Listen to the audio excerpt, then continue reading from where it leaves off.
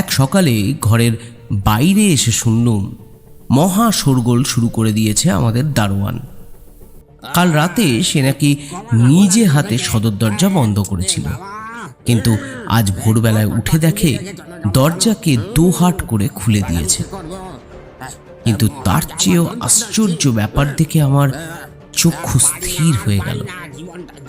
দরজার সামনে চলন পথে পড়ে রয়েছে পুরোহিত পেপির কর্তৃত দক্ষিণ পদ। এই পাটাকে আমি নিজের হাতে রেখে এসেছিলুম বন্ধ বৈঠকখানার চাবি বন্ধ গ্লাস কেসের ভেতরে, এবং সে ঘরের দরজাও ছিল বাইরে থেকে তালাবন্ধ। এই অঞ্চলে থানার ইন্সপেক্টর নবীন হচ্ছে আমার বন্ধু। আজ সকালেও আমার সদর দরজা ছিল খোলা, এবং সেই হতচ্ছাড়া কাটা ডান পাখানা পড়েছিল চরণ পথের ওপরে। বলা বাহুল্য, আজও সে সচল হয়ে বেরিয়ে এসছে তালাবন্ধ ঘরের চাবিবন্ধ গ্লাস কেসের ভেতর থেকে।